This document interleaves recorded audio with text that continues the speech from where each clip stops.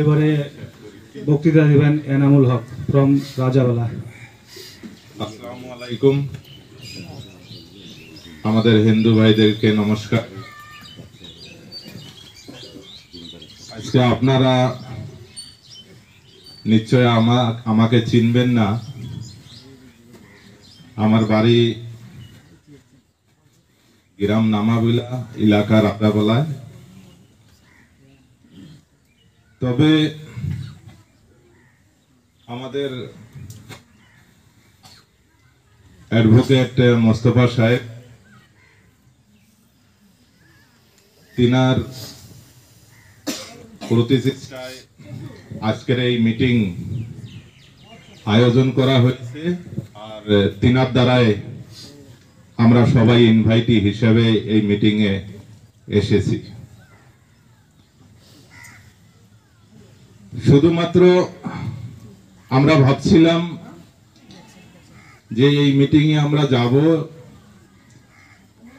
যেটা একটা সমস্যার বিষয়ে আমরা জানতে পেরেছি যে বিগত কয়েক মাস বা কয়েকদিন আগে আমাদের ডিস্ট্রিক্ট কাউন্সিলের দ্বারায় আমাদের নন ট্রাইবাল জাতির গণতান্ত্রিক অধিকারকে বঞ্চিত করার জন্য একটা প্রচেষ্টা নিয়েছেন বলে এটা জানি পাইছি আর কি। তো আমরা এখানে একত্রিত এটার জন্যই যে সমস্যাটা বিষয়ে আমরা জানতে পেরেছি, সে সমস্যাটা যাতে করে আমাদের নন ট্রাইবাল জাতিকে আঘাত না করে, তার জন্য আমরা এখানে আলোচনা করি। ফার্দার কি কারুকার্য চলাতে লাগে সেটা আমরা চলাবো বলে আশা রাখি এই মিটিং এ আমরা এসেছি। তো আমাদের অ্যাডভোকেট সাহেব, তিনি উচ্চশিক্ষিত মানুষ, বহুত কিছু বিষয় আপনাদেরকে জানালেন। আমাদের ইয়ত যুবক ভাইরা যারা এই মিটিং এ আছে, বহুত হিস্টোরিক্যাল বস্তু আমাদের মাথায় নাই। তো যার জন্য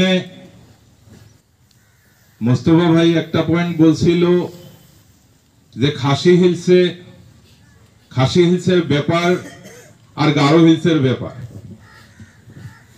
তো খাসি হিলসের ব্যাপারটা হয়েছে, ওনার খাসি হিলসের যারা নন ট্রাইবাল আছে, একটা অংশতে খালি তাদের নামে তাদের ল্যান্ড রাইট আছে, কিন্তু আমাদের গারো হিলসের, আমাদের নন ট্রাইবাল জাতির প্রত্যেকটা মানুষের ল্যান্ড অধিকার আছে।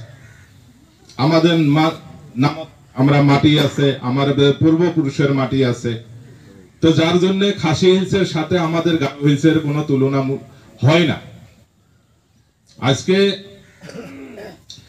আফসোসের বিষয় যে আমাদের পূর্বপুরুষ এই গারো হিলসের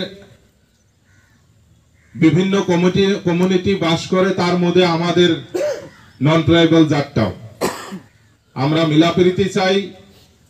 আমাদের পরে যেটা জেনারেশন আসবো, আমরা সেটাও আশাবাদী যে বলে সেই জেনারেশনটাও যাতে করি আমাদের মেজরিটি আমাদের ট্রাইবাল ভাইদের সঙ্গে যাতে করি মিলাপ্রীতি ভাবে বাস করতে পারে।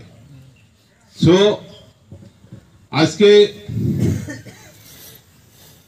যে সমস্যাটা নিয়ে আলোচনা হচ্ছে, আমরা মোটামুটি সবাই অভিজ্ঞত যে 1971 সনের আগে আমাদের আজকের যারা মেজরিটি গারো ভাইয়েরা, তারাও মাইনরিটি ছিলেন, হয় না? মাইনরিটি আছিলেন। তো আজকে 71 সনের যখন আমাদের মেঘালয় ডিক্লেয়ার হয়, তারপরে ওরা মেজরিটিতে পড়ে গেল, আমরা মাইনরিটিতে পড়ে গেলাম, সেটা না? তো যার জন্যে এটাই আমরা আরো অন্যান্য প্রোগ্রাম করব, জাস্ট এটা আজকে আমাদের স্টার্ট। তো যেহেতু আমরা সবাই গভর্নমেন্টের মানুষ, আমরা এই সমস্যাটা নিয়ে আমাদের মহামান্য চিফ মিনিস্টার কনরেড সাংমার কাছে আমরা যাব, যে সত্যি যদি এটা বিল পাশ করা হয়েছে, সে বিলটা যাতে করে কারুকার্য না হয় সেটার জন্য আমরা অন্য ধরনের আমরা চেষ্টা নেব। আর আমি আশা করি যে আপনারাও আমরা যে স্টেপটা নেব আপনারা সবাই সহযোগিতা করবেন বলে আশা রাখি আমি আমার বক্তব্য এখানে শেষ করছি। আসসালামু আলাইকুম, খুদা হাফেজ, নমস্কার।